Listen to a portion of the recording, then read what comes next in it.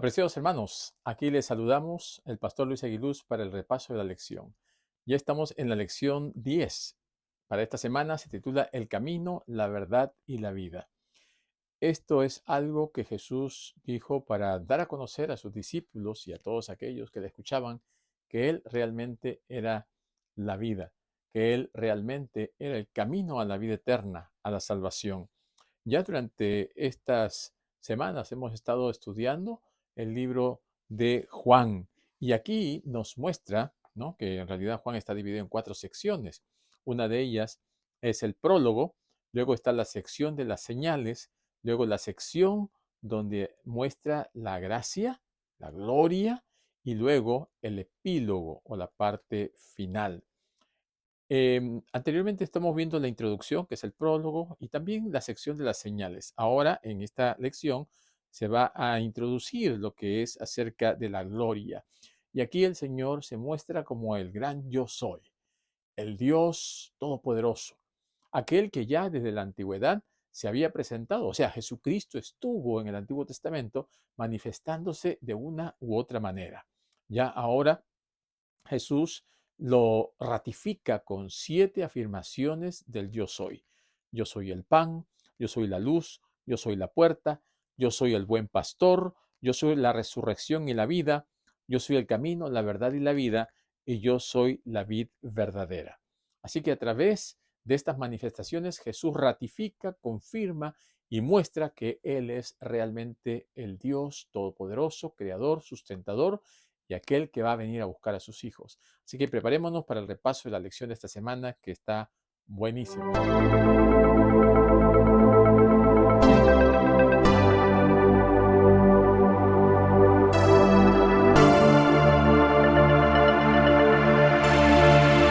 Mis hermanos, queremos también agradecer antes del repaso de la lección a todos nuestros amigos que nos apoyan semana a semana. Gracias a todos aquellos que se han suscrito y también queremos animarles a que ustedes compartan la palabra de Dios. Quisiéramos también agradecer a nuestro buen hermano y amigo Ezequiel Peña, quien semana a semana nos comparte el versículo de memoria. Así que le dejamos el tiempo a él y luego regresamos para el repaso de la lección. Yo soy el camino, la verdad y la vida. Nadie viene al Padre si no es por mí. Yo soy el camino, la verdad y la vida. Nadie viene al Padre si no es por mí.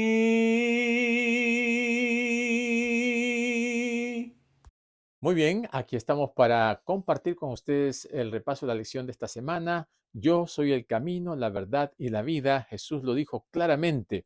En Juan 1:18, que es el versículo de memoria, dice, a Dios nadie lo vio jamás. El Hijo único, que es Dios, que está en el seno del Padre, Él le dio a conocer. Jesucristo vino para revelar quién es el Padre, para mostrar el amor de Dios para sus criaturas, para aquellos que lamentablemente habían caído en pecado y que ahora necesitaban alcanzar la salvación a través del sacrificio de nuestro Señor Jesucristo. No hay otra forma, no hay otro camino, no hay otro medio por el cual podamos ser salvos si no es a través de Jesucristo. Una vez que el hombre fue engañado, cayó en pecado, la desgracia vino a este mundo. Pero el Señor no quería destruir a su creación, sus criaturas, sus hijos. Así que Jesucristo se ofreció como el medio, como el sustituto. Él vino a realizar un sacrificio vicario, ¿no? Vicario significa en lugar nuestro. Él se ofreció voluntariamente para morir en nuestro lugar. Así que ahora, mis amigos, ya no necesitamos morir eternamente porque tenemos a Jesucristo, quien es la vida. Y si nos aferramos a Jesús, vamos a tener vida eterna. Aceptémoslo a Él y entonces tendremos la vida asegurada. ¿Qué es lo que Jesucristo vino a mostrar? ese amor maravilloso de Dios, del Padre. Ese amor que era presentado de una forma negativa, distorsionada por Satanás, y que a través de la historia eh, los seres humanos no comprendían. Veían a Dios como que es un tirano, injusto, que cómo es posible que permita que hayan guerras, que mueran gente inocente, niños, ciudades enteras destruidas. ¿Cómo es posible? Lo que tenemos que entender es que esto es consecuencia del pecado. Satanás tomó posesión de este mundo, usurpó el lugar que le correspondía a Adán como príncipe de este mundo. Y ahora Satanás estaba ocupando y ese principado pues lo llevó a cometer las atrocidades más grandes. Jesús un día va a venir a restaurar todas las cosas. Es la promesa que Él nos ha dejado. Y cada uno de nosotros tenemos que llegar al conocimiento de ese Dios para decidir, pues, si nos salvamos o si lo rechazamos, nos perdemos. Ahora, ¿cómo podemos nosotros alcanzar ese objetivo, ese ideal de Dios? A través de Jesucristo. Él vino a mostrarnos el camino. Y al mostrarnos el camino, nos dejó unas huellas que tenemos que seguir. Y estas huellas han marcado un ejemplo. Por eso Jesucristo mismo dijo, ejemplo os he dado para que así como yo he hecho, vosotros también hagáis. Ese ejemplo es lo que nosotros tenemos que descubrir en la palabra de Dios. ¿Qué es lo que Jesucristo hizo? ¿Cómo Él reveló al Padre? ¿Qué es lo que Él hizo para que Dios pueda ser entendido y comprendido como realmente debe ser? Aquí en la palabra de Dios nos dice que Jesucristo, a través del sacrificio del Cordero, iba mostrando a la raza humana que era necesario que alguien ocupara su lugar en ese sacrificio. Jesucristo lo hizo y en un principio fue representado a través de la figura de un cordero. Derramaba su sangre y a esta manera simbolizaba el sacrificio que él haría cuando vendría a este mundo. Juan el Bautista lo dijo, he aquí el Cordero de Dios que quita el pecado del mundo. El, el apóstol Pablo dijo, sin derramamiento de sangre no hay remisión de pecados. O sea, la, la muerte de un animal era necesaria porque representaba la muerte de Jesucristo, el Hijo de Dios, quien era la realidad. Y eso se cumplió. De acuerdo con las profecías de Daniel, llegó el tiempo cuando Jesús iba a venir, cuando Jesús iba a nacer en este mundo y cuando Jesús iba a morir también. Y en Gálatas nos dice, llegado el cumplimiento del tiempo, Dios envió a su Hijo, nacido de mujer y nacido bajo la ley. O sea, Jesús se sujetó a los lineamientos que nosotros tenemos para mostrarnos que nosotros también podemos vencer como Él venció.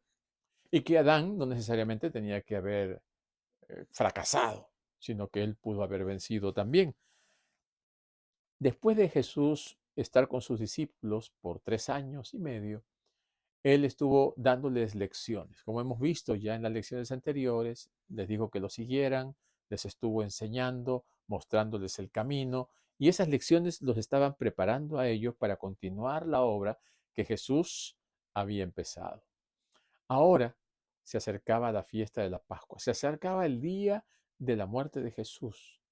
Entonces Jesús los convocó para realizar una cena, la cena de despedida. Y Jesús aprovechó este momento para enseñarles una última lección. Una lección no solamente de palabras, sino en acción. ¿Por qué? Antes de servirse los alimentos, siempre había un siervo que traía agua y le lavaba los pies. También había un agua para lavarse las manos, que eran los ritos antes de tomar los alimentos. Pero en esta ocasión no había siervo. Se habían ido también a hacer sus celebraciones por las fiestas. Y entonces hubo un gran silencio y nadie se estaba dispuesto a tomar ese primer paso. Aquí encontramos a un Jesús que estaba dispuesto a enseñar una lección de humildad. Porque miren mis hermanos, aunque los discípulos estaban con Jesús y estaban aprendiendo de él, ellos todavía tenían en mente la ilusión de un reino terrenal, de que Jesús provoque un levantamiento para derrocar al imperio romano, ¿no? Por esto Pedro más adelante sacó su espada para tratar de defender a Jesús, pero no era lo que Jesús había venido a enseñar.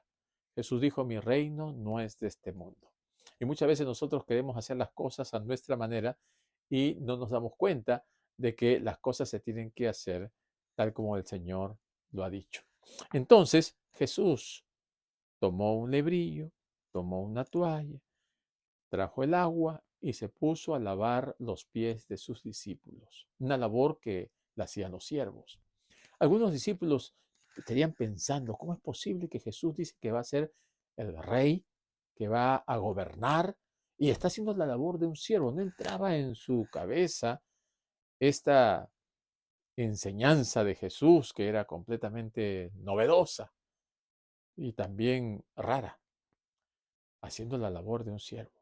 A tal punto que la sorpresa se transformó en una reacción de Pedro diciéndole, Señor, no, a mí no me toques. No, no, Señor. Y Jesús le dijo, si no lo hago, no tendrás parte conmigo. Entonces Pedro dijo, Señor, no, no solamente los pies, sino las manos, la cabeza, todo. Y Jesús le dijo, no, el que está limpio no se necesita sino lavarse los pies. Aquí vemos a Jesús como maestro, pero también como Señor. Estaba mostrándoles que Él tenía humildad, pero también tenía autoridad, tenía ese poder que viene de lo alto. Jesús está enseñándoles que el poder y la autoridad deben utilizarse para el servicio, no para engrandecerse, no para sentirse los poderosos como muchos en esa época lo hacían.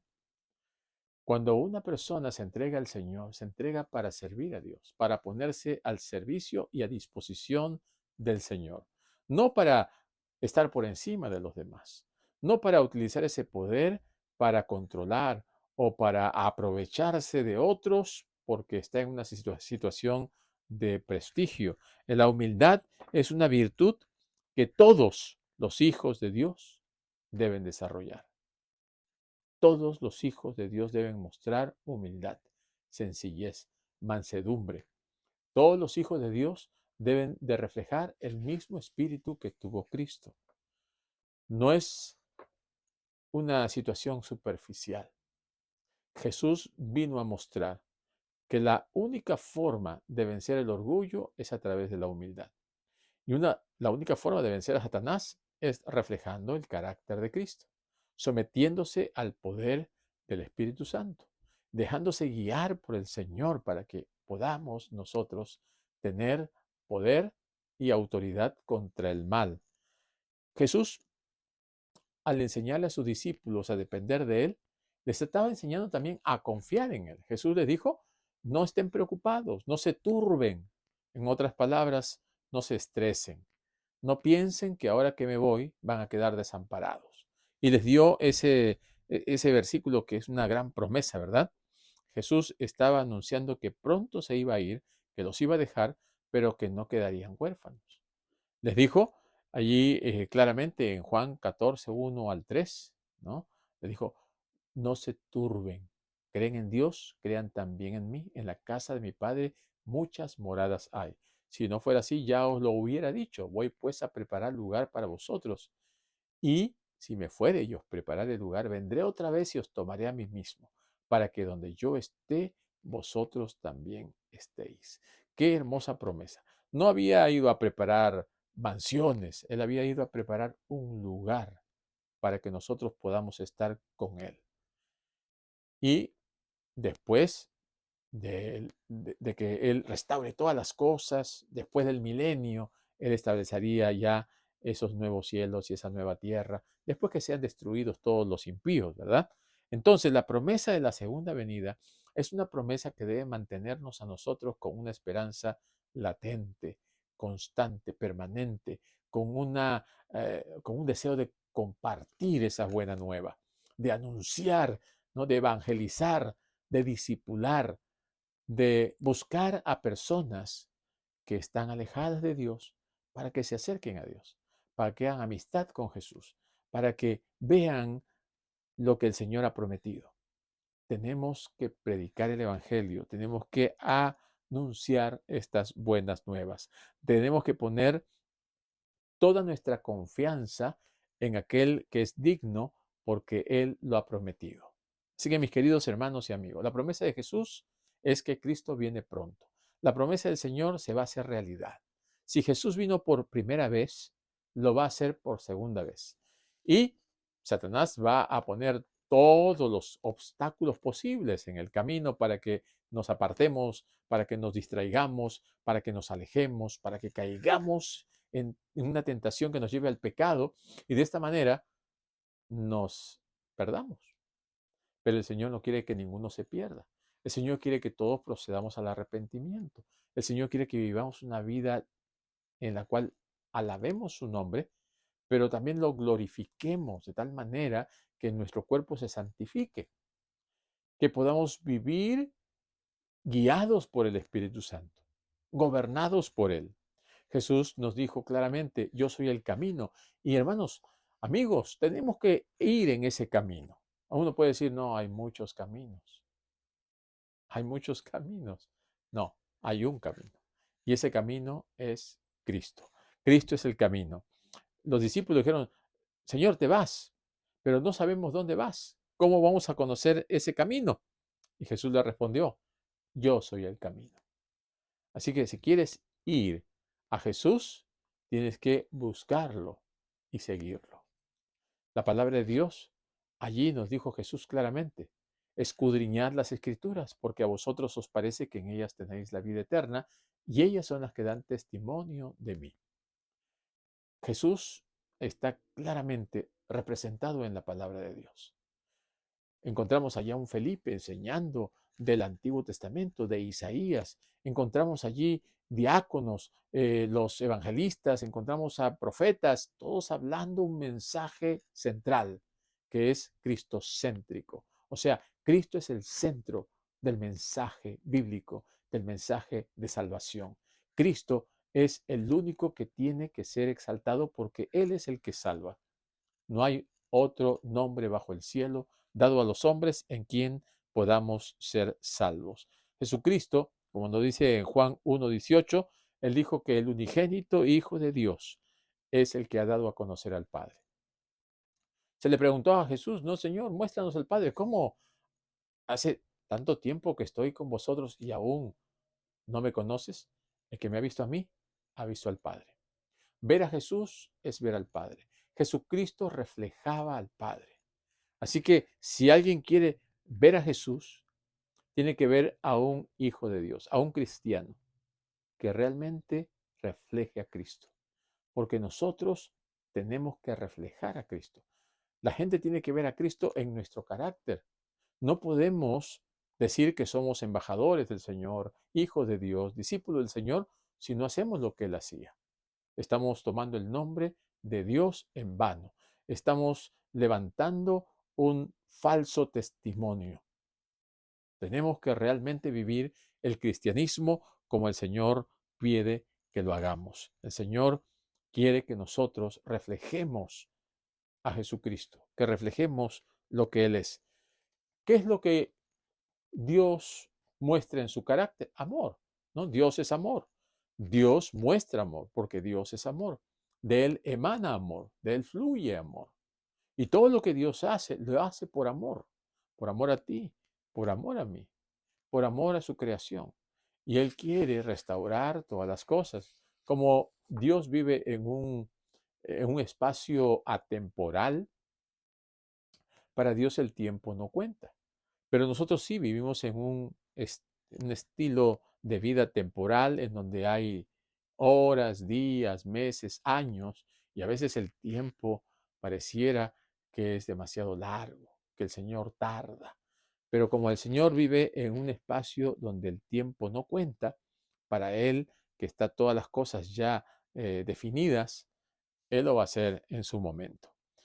Uno de los puntos importantes que tenemos que darnos cuenta es, ya que Jesús dijo también, yo soy la verdad, que vivimos en una época donde todo se ha relativizado. donde cada uno cree que lo que él dice es la verdad. Así que cada uno tiene su propia verdad. Pero saben, la palabra de Dios nos dice que hay una sola verdad. Y esa verdad es Jesucristo. Jesucristo dijo, yo soy la verdad. Todo lo que está fuera de esto es mentira o es engaño de Satanás. Todo lo que no tenga que ver con Cristo es engaño y la verdad nos lleva a Jesús, la mentira nos lleva a Satanás. Cuando nosotros queremos buscar a Jesús, tenemos que ir en el camino de la verdad. Santifícalos en tu verdad, tu palabra es verdad. Así que la fuente que nos lleva a la verdad es la palabra de Dios. Cuando busquemos algo de Dios, mis queridos hermanos, no cometamos el error de buscar la verdad en el Internet. En el Internet hay algo de verdad, pero mezclado con error. En la Biblia está la verdad pura, cristalina. Ahí está en toda su belleza, claridad y sin contaminación. Si ustedes quieren encontrar, ¿no?, un vaso de agua y si esa agua es pura, qué bueno, es maravilloso. Pero si a ese vaso de agua le ponen una gota de veneno, toda esa agua está contaminada. Toda el agua es venenosa. Y es lo que pasa en el Internet. Hay muchas cosas que son verdad, pero están envenenadas, ¿no? Están con pensamientos humanos, están con filosofías de hombres, está también con mensaje que aparta al Hijo de Dios del camino verdadero. Por eso no vayamos a buscar mensaje de Dios en el Internet, fuera de la palabra de Dios. Vayamos a la Biblia, vayamos a la fuente, vayamos allí donde Dios se ha manifestado y se ha revelado para encontrar la verdad más pura. La verdad de Dios es encontrar su voluntad. La fidelidad de Dios se revela a través de su palabra. Ahí está la voluntad de Dios para cada uno de nosotros.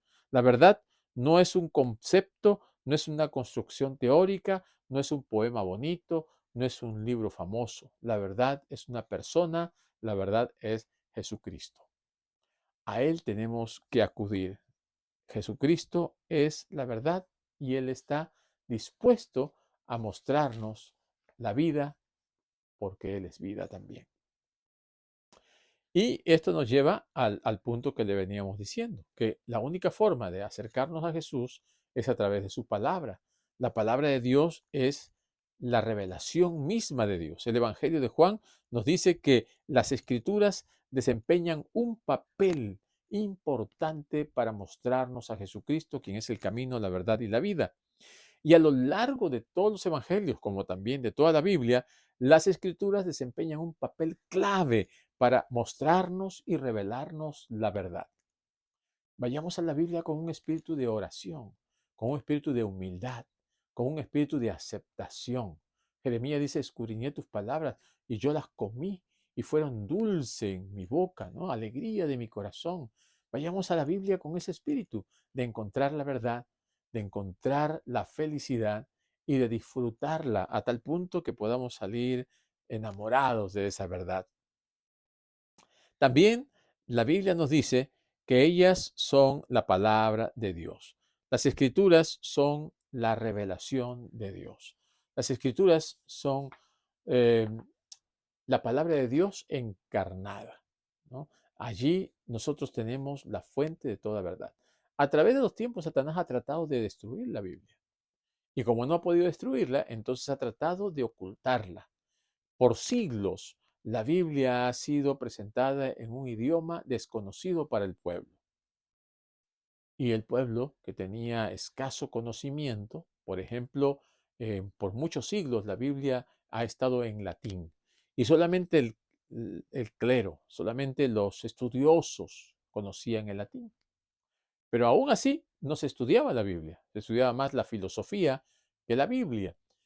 Un sacerdote católico, ¿no? Un cura de nombre Martín Lutero, fue el que descubrió el mensaje de salvación, la justificación por la fe. Y fue Lutero quien tradujo la Biblia de los idiomas originales al alemán. Y a través del ejemplo de él se comenzaron a traducir luego en inglés y luego en otros idiomas, hasta que llegó también a la traducción en español. Y el pueblo tuvo la Biblia en sus manos para poderlo leer en su propio lenguaje. Esto no quería Satanás. Y como la Biblia comenzó a ser leída por todos, entonces todos le daban la interpretación que ellos entendían. Y entonces Satanás aprovechó esto para que ahora se cree una confusión. Una cantidad de iglesias comenzaron a surgir como consecuencia de las diferentes interpretaciones que se daban a la Biblia. Nosotros tenemos que ser bien centrados, tenemos que orar a Dios, porque el mismo Espíritu Santo que reveló a los profetas la palabra de Dios es el mismo Espíritu Santo que nos va a mostrar a nosotros lo que es, lo que significa y lo que tenemos que llegar a conocer y a entender. Así que, mis queridos hermanos, sin la palabra de Dios estamos a oscuras, estamos en tinieblas, no tenemos un concepto claro, no tenemos un conocimiento de lo que es la palabra de Dios. Y si de esta manera estamos perdidos, pues nos vamos a perder completamente. ¿Qué es lo que el Señor quiere de nosotros? Que nosotros conozcamos el plan de salvación. La Biblia es el manual a través del cual Dios nos revela su voluntad y nos revela el camino de la salvación. La Biblia no es un libro para responder las preguntas que por allí puedan aparecer. No, no es un libro de ciencia, no es un libro que responde todas las curiosidades. La Biblia tiene la principal función de presentar el plan de salvación. Está centrada en mostrarle al ser humano cómo alcanzar la salvación. Nosotros sabemos a través de la Biblia que hemos venido de Dios. Él nos ha creado. Él es nuestro Padre. Él es nuestro Señor.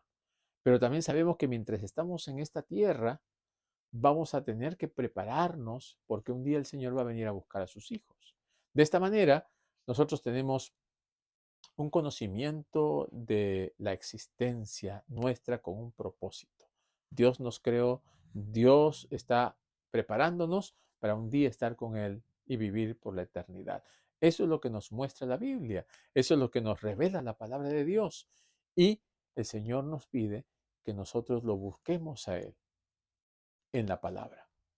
Dice Pablo en Romanos, dice, santifícalos en tu verdad, ¿no? Tu palabra es verdad, dice Juan 17, pero también dice Pablo que la fe viene por el oír y el oír por la palabra de Dios. Cuando nosotros queremos fundamentar nuestra fe, nuestra relación con Dios, tenemos que ir a la Biblia. Así como le dijo a Timoteo, ¿no? Que conoce las escrituras desde pequeño, las cuales te pueden hacer sabio para la salvación. Solamente el conocimiento de la palabra de Dios es lo que nos fundamenta y lo que nos ayuda a poner nuestros pies sobre esta tierra y caminar seguros. No podemos estar seguros en este mundo sin tener una dependencia de la palabra de Dios. La palabra de Dios, el Señor la compara también con el pan, ese pan que alimenta y nutre nuestra vida espiritual. De igual manera, cuando nosotros nos alimentamos físicamente, nos alimentamos para estar fuertes, para estar nutridos, para poder tener capacidades y para poder desarrollarlas. Espiritualmente también necesitamos ese alimento. El alimento espiritual nos ayuda a tener una capacidad de estar en relación con Dios, de poder tener la fortaleza necesaria para rechazar el mal, para tener fuerza de voluntad. La Biblia es el alimento necesario para que nosotros podamos caminar por fe. La fe es esencial en el cristiano. La fe es fundamental para que nosotros podamos depender de las promesas que Dios nos ha dado. Mis queridos hermanos, mis queridos amigos, mientras nosotros estudiemos más la palabra de Dios, tenemos que conocer personalmente a Jesús. No porque me lo contaron, no porque alguien por allí me dijo algo, tenemos que tener un encuentro personal con Él. Tenemos que conocerlo personalmente, vivencialmente, experimentalmente.